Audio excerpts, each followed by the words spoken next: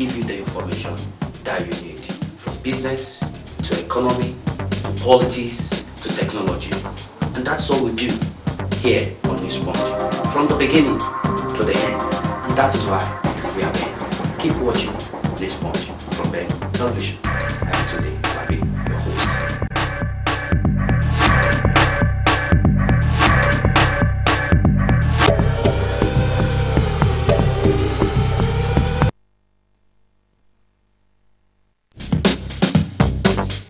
From politics to economy, business, technology, the totality of what makes man is what we bring to you here on Newspunch. We give you the information that you need.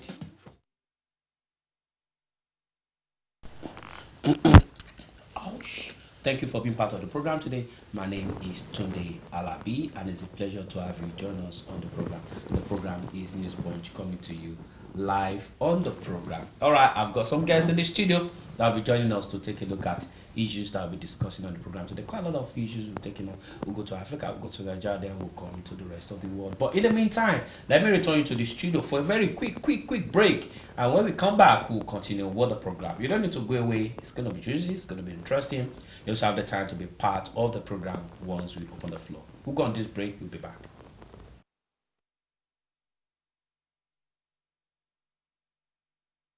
That you need, from business to economy to politics to technology.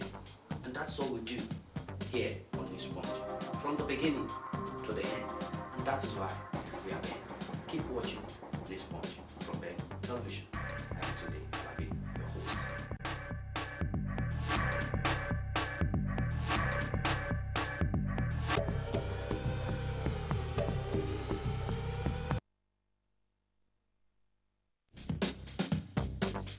From politics to economy, business, technology. All right, thank you. You're welcome back. And by my immediate right is Dr. Gbemiga Adeniji, a business consultant and an educationist. Dr. Gbemiga, thank you for joining us on the program today. Thank you. And next to him is Kingsley Oyemenem. Kingsley Oyemenem is the principal partner at KC Law Chamber Solicitors in Hackney, here in London. Kingsley, thank you for being part of the program today. And also on our far right is our own professor in the house, Professor Dr. Gbemiga Odoton. He is a professor in international law here joining us on the program today. Dr. Gbemiga Odoton, thank you for joining us on the program today. Thank you for having me. All right, gentlemen, quickly, let's start with Trump. That is what is burning at the moment. Let me start with you. I mean, how would you take a look at Donald Trump? The very interesting Donald Trump, President of the United States of America. He's going to exercise all of us over the next few years. Indeed. Yeah. He's definitely one of those. He's not the average politician, and he's not one of those politicians that would live without leaving a mark. Whether that mark will be seen as positive or negative is something we will discover. But I think he has started off on a very controversial note. He did say he was going to do most of the things. That's what I was just about asking you. What do you mean controversial? He promised certain things while campaigning, and he's executing those, and he was voted in on those campaign promises. And actually, that's to his credit, because one of the promises that Obama gave to everyone all over the world, including his own electorate, was that he was going to close Guantanamo Bay. He did sign Guantanamo Bay. If he has done anything, would have been done in the closing days of the last tenure. That's 8 years after. So he's not a man of conviction. Apparently, Trump has shown more conviction. He's more of a conviction politician than Obama was in many respects. But that's not the real reason why I said his actions have been controversial. I give him credit for acting on time and acting to his words.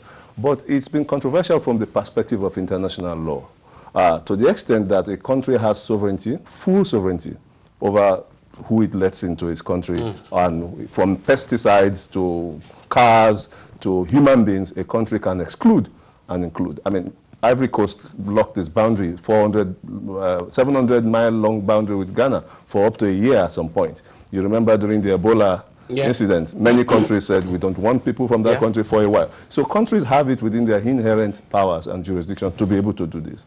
However, the question is it doing it in a way that is discriminatory in an unnecessary manner? And I think that's where he might have been very controversial. Kingsley, I mean, this is your area of jurisdiction as much as that of Dr. Gbegodoton.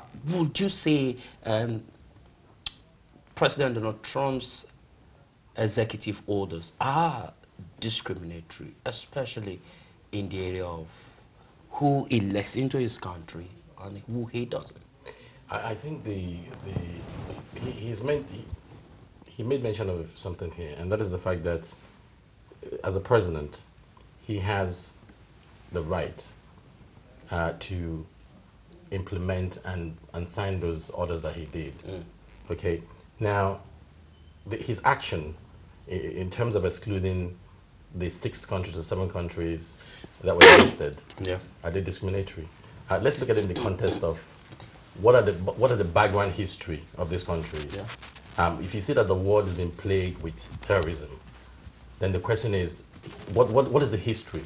If I think his action was carried out based on the events that have been happening over the years, not just in the U.S. but all around the world. Okay, I mean there are those who've argued that Saudi Arabia should have been on the list, but my view is that it may be the case that Saudi Arabia might eventually join that list. We don't know that yet. But I truly believe that his action in excluding those six countries, okay, is proper. Now, I think I was having a discussion with my friend here earlier on. Those with green cards is a separate question entirely. Green card holders are individuals who obviously have gone through the system legally, and they've rightfully obtained the right to be in this country. So they, in terms of the legal terms, they have a right to challenge any exclusion. The chances are that they will win. The chances are that as long as they do not, because over the internet there were certain forms being circulated that people should sign or not sign. It may be so, but don't forget also, this is an executive order.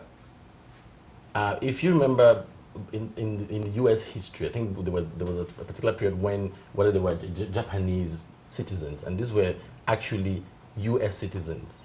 That was during the Second World War. But that's something entirely different. No, that's a situation of a war going on, and you're talking about the internment. And that's been roundly condemned since then. That is true. I mean, we have a right to condemn whatever we want to condemn, but the fact of the matter is an executive order. The president could do that. Now, going back to what I said before, those with green cards can go to court. It's now left for the judge who is sitting on that case to make a decision as to whether this is right or not right. Now, there's going to be an issue over, eventually, he made the one of his biggest decisions last night over this morning with a judge, Supreme Court judge he appointed. Initially, we had 4 on the bench, but with the Supreme Court judge president he had now, who could have the deciding votes on a judgment that could make every decision taken by him to tilt towards that of his executive. And that's just on the side. Go on. Look, I think President Trump has a lot of support. There is a lot of support. There is also a lot of people who object to his views. But I think he's been elected on the platform that by people who want him, and he's won on that platform. So he has the right to a greater extent in terms of carrying out the action. It doesn't matter whose horse is gone. Well, I mean, we can. I was one of those people who didn't think that he was the right candidate. I was one of those people. But the fact of the matter is that this is a man who was elected on the platform based on the promise that he gave to his people who voted for him, and he has not disappointed. Okay, all right. So in your view, it's the quality that's so in your view, he's towing the right path. Oh yes, I think it's very credible. Dr. Gbemiga. Yes, please. I mean, if we look at these issues very critically, one, he's come under international criticism. That's Mr. Trump himself. Yeah. In your view, going by what Kingsley did say, would it be right to criticize Trump by whatever decisions is carrying out? Let's start from the background of all of this. I perceive there's a wind of change blowing. And when you look at the United Kingdom here, for instance, who could have thought that when we voted, that we'll be out of the EU? Brussels. Yeah, you understand. Because most of us, we were with the impression that, it was a foregone conclusion, it was not going to happen. But look at the outcome of the election. The wish of the people at the end of the day. So, you discover that it's in that same spirit that Trump campaigned. Oh, we want to have America back. We're going to build a wall. You want to build a wall. I'm going to send away all Muslims in the country. That's the kind of thing that his people wanted to hear from him. He won on that platform. Whoa. As a matter of fact, the dimension that I want to just to look at it again is globalization. No man is an island. And that is why you discover that even right from the biblical times, there has been immigration. People traveling from one place to another. Without that, Joseph wouldn't have become a prime minister in Egypt anyway. So immigration is something that we continue. But the thing about it at this particular time is that quite a lot of people, that unfortunately got into this situation by the time they were at the airport. They wanted to travel, they were prevented. The ban affected them so badly. Well, so sorry about that, and that is why you see a lot of protests here and there, people demonstrating, letting the world know that this is not right. To that extent, I agree that institutions are not for the purpose of globalization. Yes, because it has a lot of impact on people's lives, on the rest of the world. Let me come to you. And it's going to have subsequent repercussions. My question, he did pick up an issue on globalization. Yes. Kind of, these are areas where you deal with globalization. And Trump is saying, I'm not interested in globalization, which has been one of the key factors that have driven the world so far in recent time, globalization. But Trump said, no, America first. How do we differentiate between the idea of globalization that began to win the ground in recent time and the idea of, no, I don't care what happens to the rest of the world as long as America thrives? It's very interesting. I never knew I would live in a world where the United States of America will complain about globalization. Globalization has always been a problem for the developing world over the last 20, 30 years. They have been complaining, the countries of the South have been complaining that globalization is usurping powers away from them. It's not allowing. You remember in the 80s when we were all probably younger, the way the structural adjustment program swept through Africa and we could not resist it. That was globalization at work. What has changed now is that globalization has bared its ugly fangs to the proletariat class in the developed world as well. And suddenly, America, who sits on top of the food chain of globalization, that has taken most of the benefit of globalization in terms of soaking up the funds from across the world to its richest 3%, is suddenly complaining about globalization. So I have very little pity for them. I have very little pity for them. Is it America that is complaining now, or is president that is part of the establishment? Because this is a president that is against establishment, that is against the system. He is tapping into a genuine,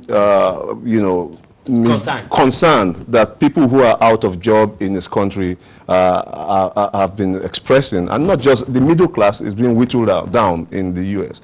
But what I think he's getting wrong is that globalization is not something you roll back in 1 week. It's not something you can even roll back. How are you going to roll back the thousands or hundreds of thousands of people who have left their countries and have moved to your country on the strength of your green card and on the strength of your permits?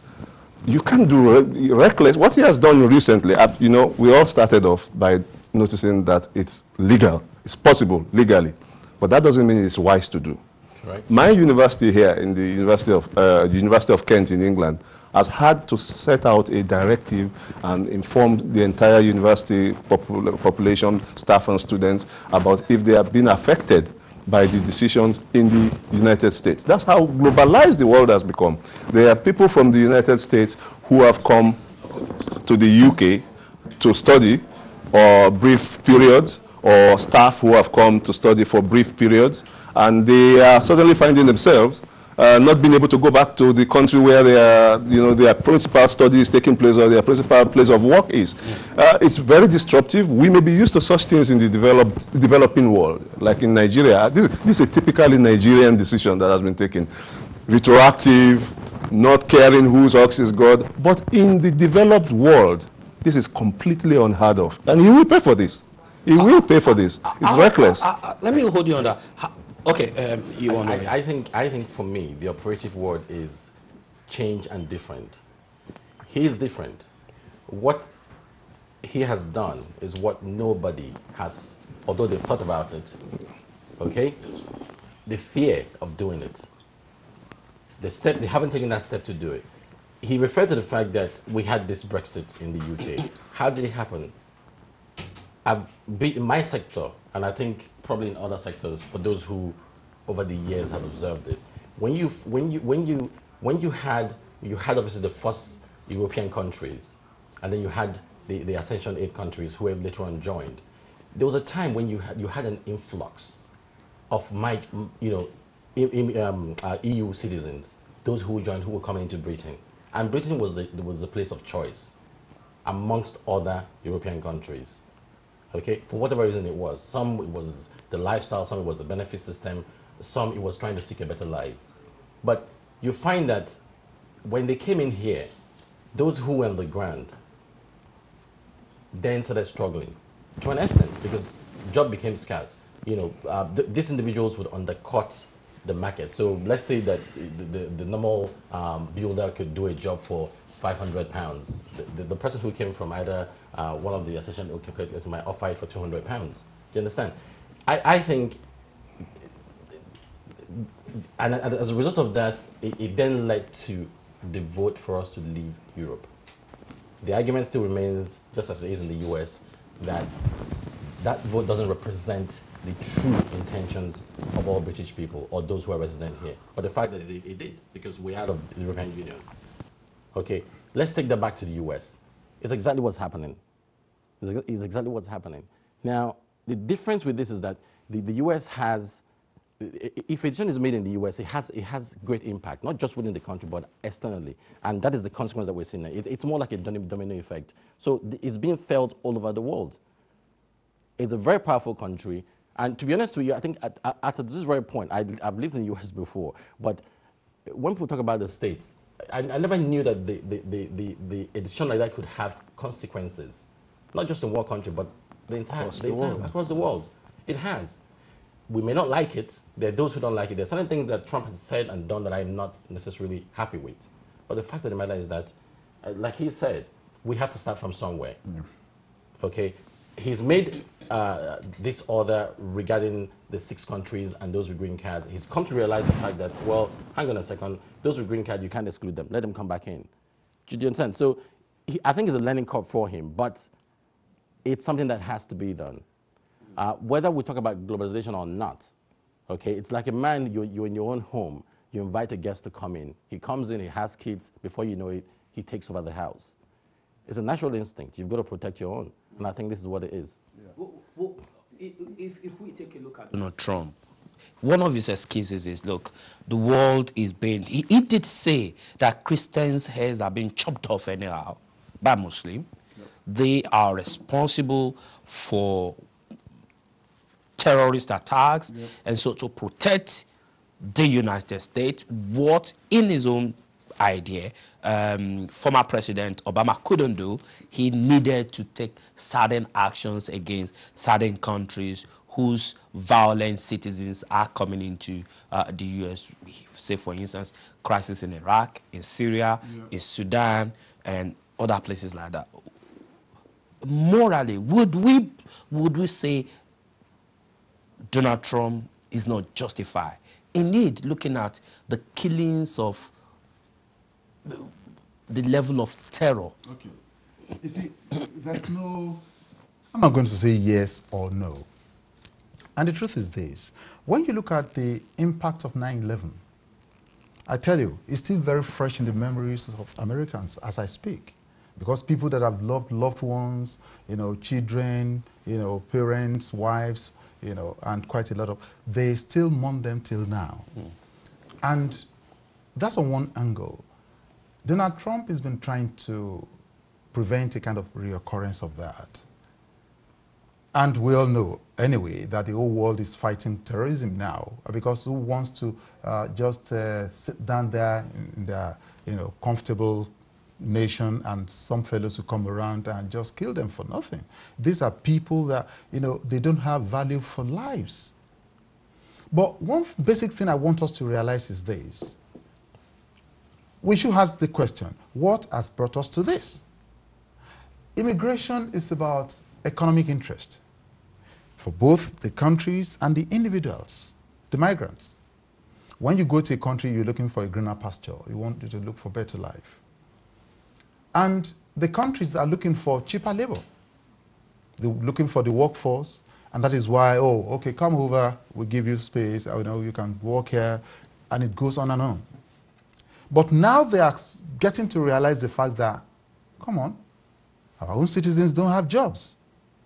So what are we going to do? I mean, just to buttress what Kingsley said the other time. Now, you have allowed a stranger to come to your place, and he wants to take over the thing. The natural instinct and the tendency is, okay, what do I do?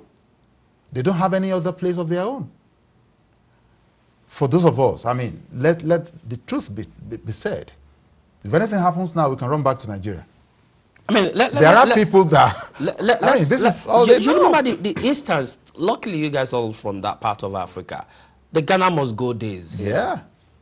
Where it dawned on Nigerians that Ghanaians, their brothers just next door, were taking over their jobs, probably, whatever. Yes. So would we blame Brexit or Donald Trump? Now, considering that experience of, no, this week, Ghana must go by fire, by thunder. Now, the thing is this. I'm happy you refer to that, because, in fact, I was going there, and the dynamics is such that at one time, it was Ghana that started it. I mean, back in the 50s thereabout, they sent Nigerians packing. And Nigeria, too, at another time, retaliated in the 70s thereabout, sent Ghanaians packing. And that was the Ghana must go.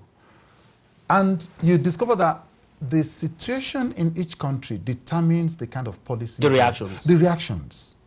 You understand what I'm saying? And they try to look at, okay, this is our extant situation. What do we do?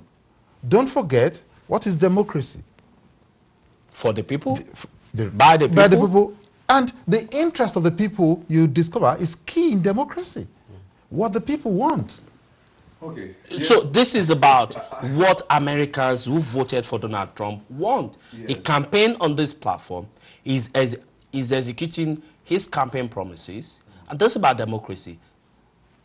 But like we said earlier on, there is a right way to do things and there is a wrong way to do things. Does he care which things. way he does He has to care because he has to be a responsible leader. He's supposed to be the leader of the free world. And the free world behaves in a certain predictable, measured manner. The actions he has taken now are rash, they are brash, they have effects on real lives. People are caught in... as we speak, people are in different airports, not being able to stay in the country they're in and not being able to come to the United States. The repercussions are just completely unnecessary in that regard. But then there's this issue we should look at. The countries he has picked on, Syria, Yemen, Iran, Sudan, Libya. One thing ties all these countries together. They were all bombed, raided, and people killed in large numbers by the United States of America. So this is a double jeopardy for them.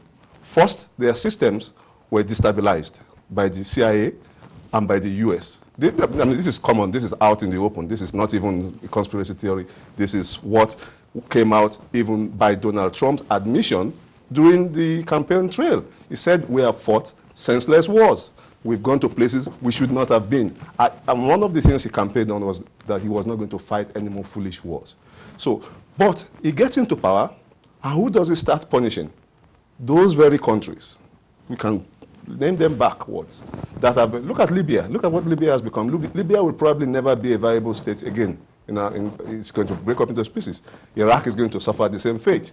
But they are the first ones a bully would pick on. It's very, very much in the light of what bullies do. They pick on the weakest. Look at the other countries that the September 11 events. 19 hijackers, 15 of them from Saudi Arabia. If those 15 had come from any other country in the world, that country will probably be rubble today. Do you ever hear Saudi Arabia in the news? No. They are not even on the list now.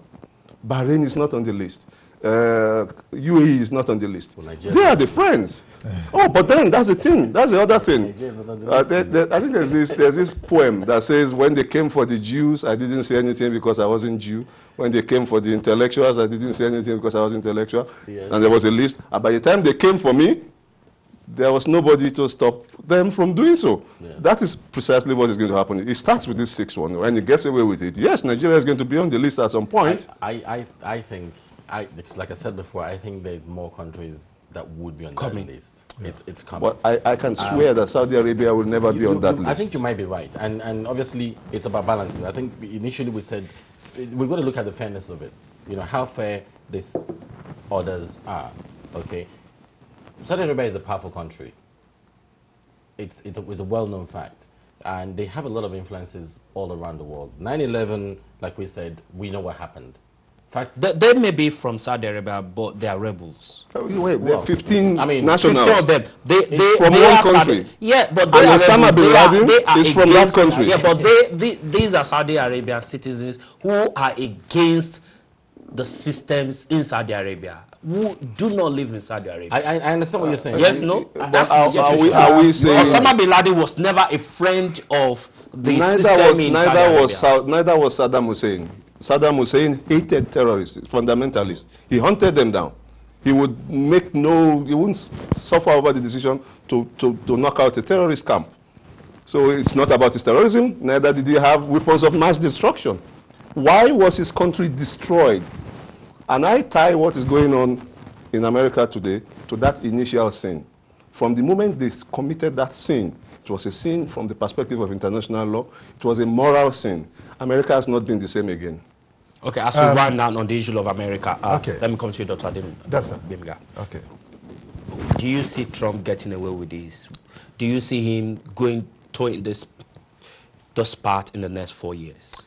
Do we still expect more surprises, considering his personality? Okay, that's where I'm going. Now, the first thing I want us to look at these days, what's the personality of Trump? Trump has courage. Trump is somebody that is going to... That's probably against kind of personality Obama.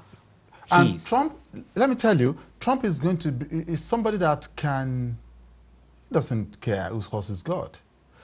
And we need to be aware of something, that Trump as a person is going to be very much unpredictable. And a lot of policies that will be happening and coming up in America, and a lot of decisions that we made, Trump is going to have a kind of niche for himself that when you talk of Trump, what comes to people's mind is, oh, leave him alone. Anything you talk about, he could do it. That is Trump. He's a man in his own world. Yes, and he has started it. That it's not about morality now. It's not about fairness. Yes. And that is the kind of personality we are going to be seeing in Trump. Are we likely to see Trump impeached in the course of his 4 years? I tell you what, I hope not. I hope not. Like I said, when all this thing started with the campaign, and I couldn't understand why they should allow such a man to, get into the race of U.S. presidency. And when he came to the election, I was one of those that prayed that, hope God, please, not him. But he's a man that the world needs. The world needs a man like that. And I think it's time that we leave out morality out of this, and let's deal with the real issue. The world is facing a crisis, and somebody has to address it. And I feel that he is the man To lead that battle. yes. Now, impeachment. There's a chance that he may be impeached. There's a chance that he may be killed.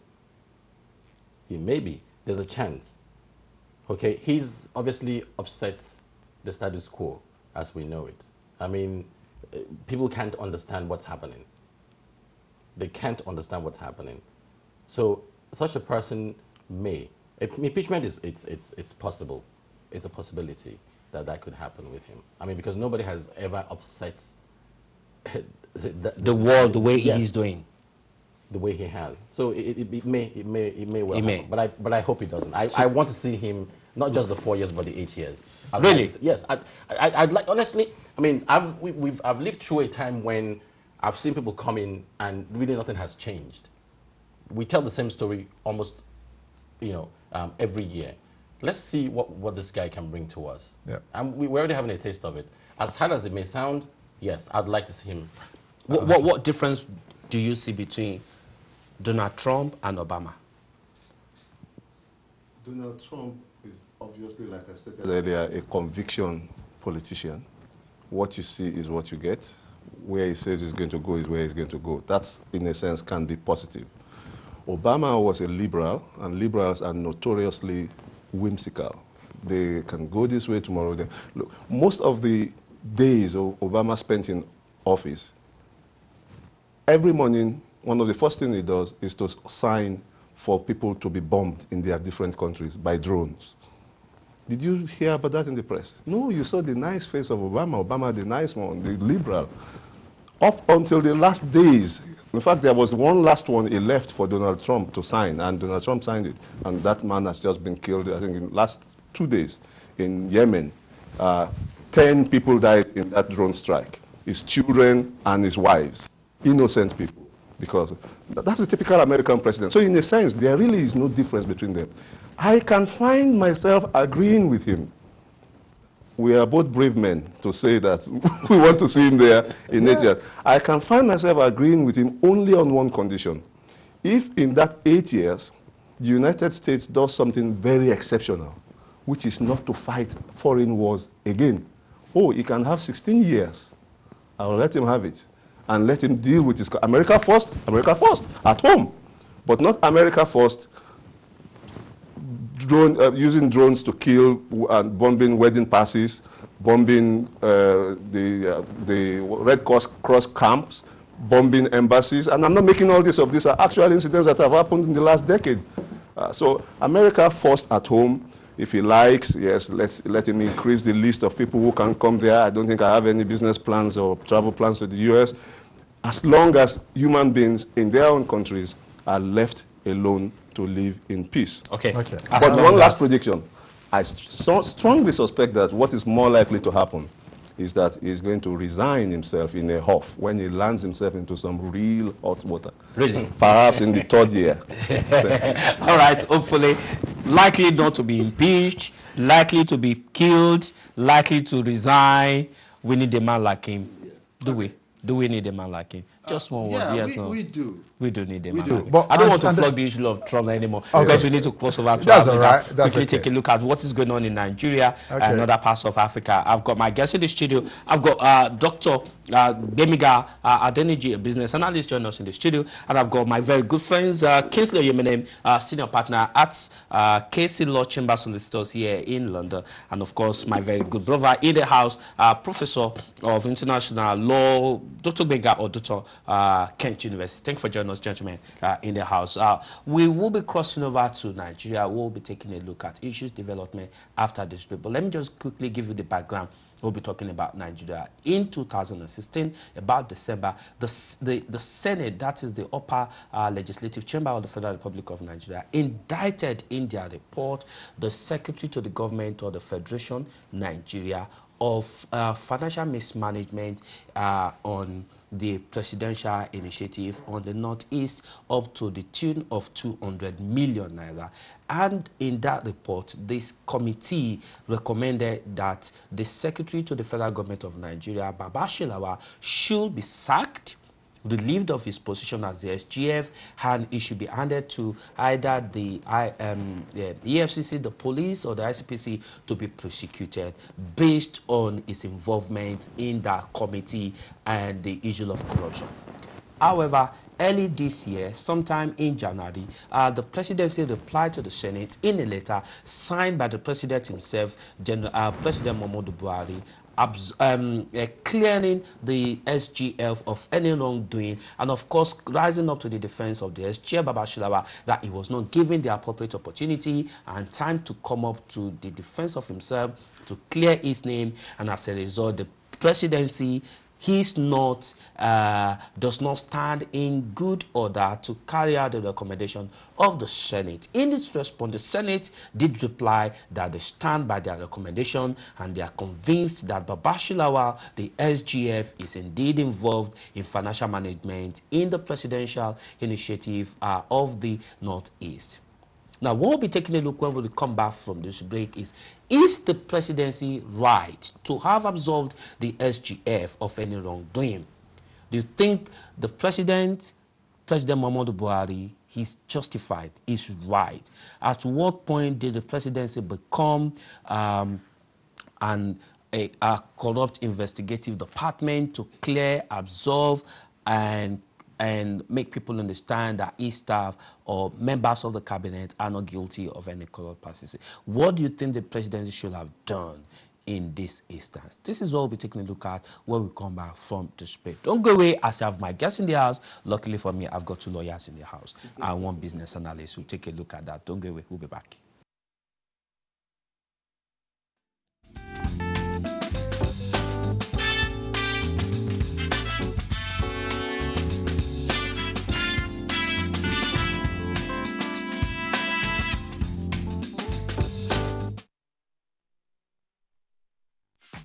For any professional live streaming production of any event in the UK, Ben TV Livestream are here to serve and provide you with the global coverage you need anywhere at real time.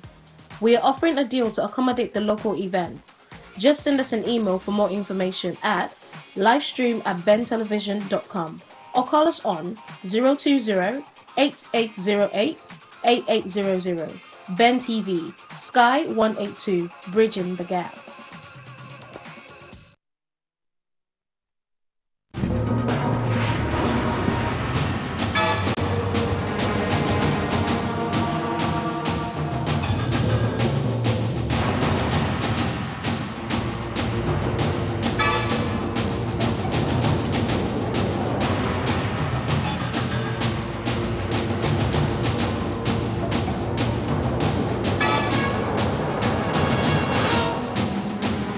On Ben TV, I've actually been on the channel, yeah.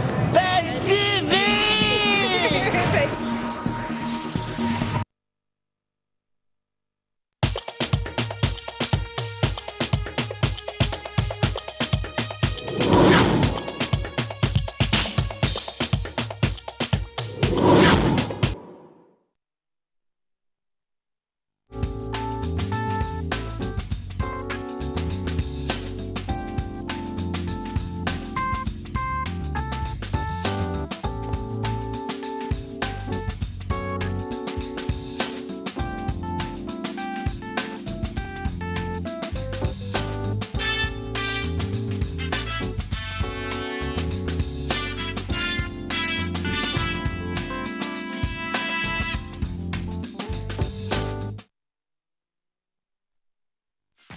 For any professional live streaming production of any event in the UK, Ben TV Livestream are here to serve and provide you with the global coverage you need anywhere at real time. We are offering a deal to accommodate the local events. Just send us an email for more information at livestream@bentelevision.com or call us on 020-8808-8800. Ben TV, Sky 182, bridging the gap. All right, welcome back from that very short break. It's been a pleasure, and we'll go back to Nigeria in Africa. Before we went on that short break, I give you a quick introduction into what we're talking about in the segment involving the presidency, the Secretary of Government of the Federal Republic of Nigeria, Baba Shilawa, and of course the Senate, the issue of the financial mismanagement up to the tune of 200 million naira. Involving the SGF, his company, and of course Global Vision Limited is the name of his company. The clean bill given to him by the presidency, rather than referring him to the appropriate anti-corruption agencies. I've got the gentleman in the house to look at this issue. Let me start with you. Prof. President Muhammadu Buhari came on the ground of anti-corruption. One of his key allies in the presidency, in fact, a very important, powerful staff, indicted by the Senate committee, but cleared by the presidency. What are your thoughts? President Muhammadu Buhari has only one thing going for him, is integrity. And that's the perception everyone has had of him, both nationally and internationally. It's the one trick he has. And I think he's wasting that one trick very much on this issue. If I were him, in the interest of the integrity, which is about the only thing this government has going for it. It's not strong on the economy. It's not really accepted across the country. But the one thing it's supposed to be strong on is anti-corruption, transparency. The way he has handled this issue is not transparent at all. We have the Senate that has the power to call on any, even if I look at the Constitution, even the president might be summoned by the Senate. And the Senate is tried to get this man to come before it to explain himself. He made himself unavailable to the best of my knowledge. The Senate went ahead and indicted him and submitted a report a resolution to the president. Quite surprisingly, rather than letting him show up in person or even constituting an open panel, perhaps if you don't want him to go you don't trust the Senate, then get some of the senators to be in this panel, bring people from the civil society, bring members of the EFCC, or submit it to the EFCC. That's what we have the EFCC ICPC for. Code of Conduct Tribunal. Don't we still have all that? We have agencies, we have staff trained all over the world. People who are getting their salaries now will get a pension for their jobs. They are all there. No. Mr. President has conducted an in-house investigation, which has come out with a quite not surprising conclusion that his key man is not guilty of anything. One of the first principles of law, let's start with what the president said. He said the Senate have not given him the opportunity of fair trial. So therefore, there's no reason for him to listen to what yes, but the president himself is violating one of the strong principles of the Constitution and of law, which is that a man shall not be a judge in his own case. Muhammadu Buhari has become a judge in his own case. Okay, all right. Okay, let me quickly take Yinka. Yinka, you've got 1 minute to make your point. Good evening, Yinka. Go ahead and make your point. You've got 1 minute. Go straight to your point. Thank you very much. Even if you give me 30 seconds. Yes, use your 30 seconds wisely. Have you ever tried as much as possible to do your own investigation into this matter? Or are you just having an hearsay about what is going on? What investigation would you want us to do? About the indictment by the Senate regarding Baba Chow Lawal. Okay. And secondly, like your lawyer said, that there is ICPC, EFCC, which means the indictment made by the Senate supposed not to have recommended that Baba Chow Lawal should resign or be fired by the presidency. And if president find it fit after they conducted their investigation, it means the man still be okay. And let me give you the fact. They said that the man was given a contract with his own company, whereas this man has resigned. Secondly, the contract he was given. Wait. Let me put on hold there. as of the time the investigation was carried out, he was still the sole signatory to Global Please go and Vision. check. All the No, we documents did that check. the Senate We is checked. using Wait, is we a fake checked, document. and we pulled Please a do that. call I don't- through to the Senate. We Oh pulled my a call God. through to the Somebody else Senate. will call into the studio and they will tell you about it. All the documents used in the house are fake. They are just using fake documents. Okay, so When why did the corruption- presidency? when you fight corruption, Okay, why did the corruption fight back. presidency? And that is what is going on. Yinka, Hello? why did the presidency not? There are anti-corruption agencies in Nigeria. The Senate could sit over any agency. The Senate could take a decision over even over the presidency Look, if itself. you are saying that Wait. today, But the if you are presidency saying does it- not have such a power. So why did the president not refer the case to Because ICPC, the presidency EFCC? knew the game that they are playing. That is why he kept silent. But very soon, you will know what is going on. So the presidency knew they were playing games. Huh? The presidency knew they were playing games. I'm telling you. So he needed to play the game with them by itself. So he needed to play the game with them by itself. Wait and see. Wait and see. Majority of them will not find their way back. And they will not be confessing. Just wait and see. Okay, Yinka, thank you so much. All right, Yinka, thank you so much for your contribution on the program. Thank you. Let me call Kingsley. What are your Okay, reactions? I think we know that Buhari came in on the basis that he wants to deal with Corruption. We know that. Now, if a member of his team has been, in this instance, alleged to have done something wrong and in breach of the law, the natural thing would be for him to say, okay, fine, go to that investigation, put your own point across. Clear yourself. And clear yourself, and you come back. Now, why hasn't he done it? It's simple, okay? When Trump became president, one of the issues that we talked about was a conflict of interest. You can't run as a president and then have your companies. Hand them over to somebody else. This is the same thing that this gentleman has done. He was running a business, getting contracts, making money, like you said, and I did also find out that his signature was... As of the time of the investigation, Exactly. it was. As of the time Now, of the award of that if contract. it was, then I think he needs to answer. Even if it wasn't a signatory, the contract was awarded according to papers given that we saw to Global Vision, his company. Well, look, he could, assuming that he wasn't a director of the company, or he wasn't the owner at that time, he assigned it to somebody else, then it's a different issue. But if his name at any point in time is reflected as the owner or a signatory account, he needs to explain what exactly is happening. It's as simple as that. Let us even assume all these were games. Let's go with you, Yinka. That these were games played against the presidency and Baba Shilawa. Yes. Let us assume it was an attempt to rubbish Buhari and his presidency. To Look, play well, to fair well in law. Do you have to be a judge over your own No, case? you can't. You see, I want us to Dr. even... Bemiga. Thank you. I want us to even look at this...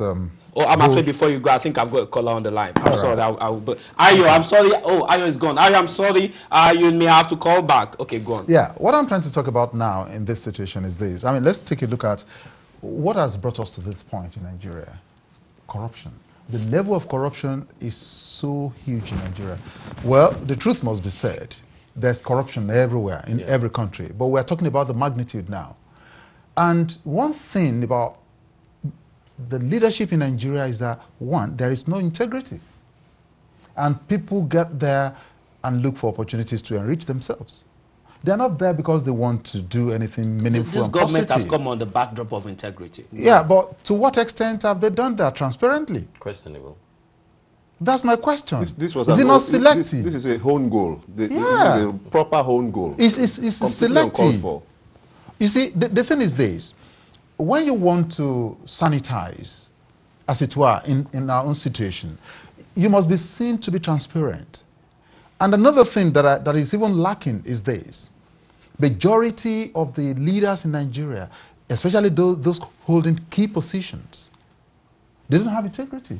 Okay, look at the Senate president. A lot of allegations the other time. Okay, while he was no more the governor of Kwara State, he was being paid. We never had anything. Regarding that again. Look, listen. Anybody with integrity would have resigned because of that. Yes. Exactly. Yes. You understand what I'm talking about? You see governors getting away with, a lot of terrible things.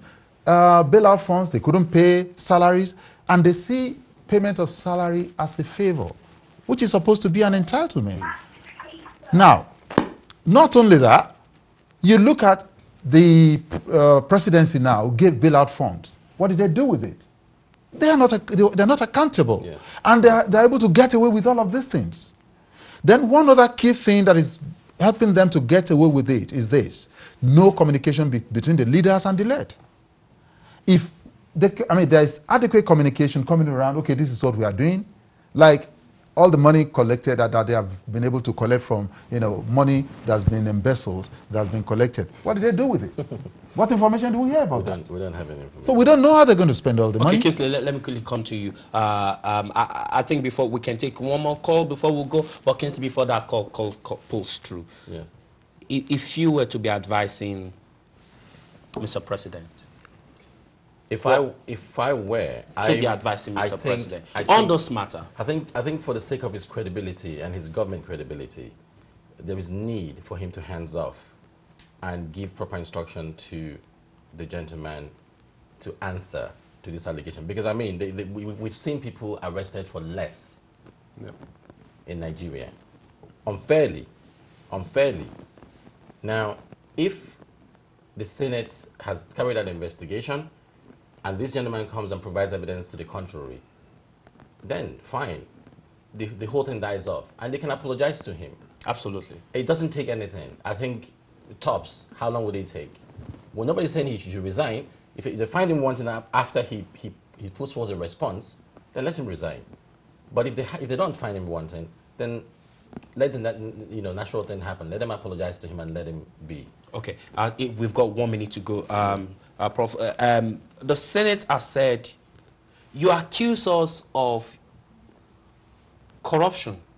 You told our president, go and face ICT, clear yourself. We have accused one of your men. Why don't you allow him to go and clear himself? Yeah. There's hardly any defense. The gentleman who was trying to make a case is trying to muddy the waters. This is a legal issue. Yeah. There's been an accusation from a very high place and high authority. The normal process of the law should happen. There should be a police investigation at the very least, if the EFCC, ICPC, and all the other code of conduct tribunals are not coming into it. But for Muhammadu Buhari to allow his key man, his secretary to the government, to have such an accusation and to say that he has conducted an in-house investigation, it's simply, I don't think that's how the rule of law is supposed to operate. It really means that there are some sacred cows in his government, and this is what we were sensitized to by his wife. I wish the President Buhari a lot of luck, because I think our country needs help. And one of the key areas where we need help is transparency.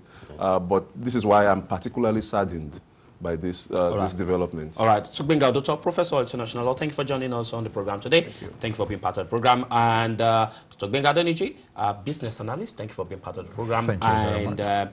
Of course, Kingsley Oyelen, senior partner at KC Law Chambers, one of the biggest, most reliable firm on immigration and all matters of legal matters in the UK. You can rely on. Thank you, Kingsley, for being part of it. If you do have any legal issues, you can call on KC Law Chamber Solicitors. I'm not advertising anymore. All right, guys, thank you for being part of it. It's been a pleasure. Gentlemen, I did enjoy your participation on the show. Hope to see you very soon. Thank you. Have a very, very beautiful evening. Thank you.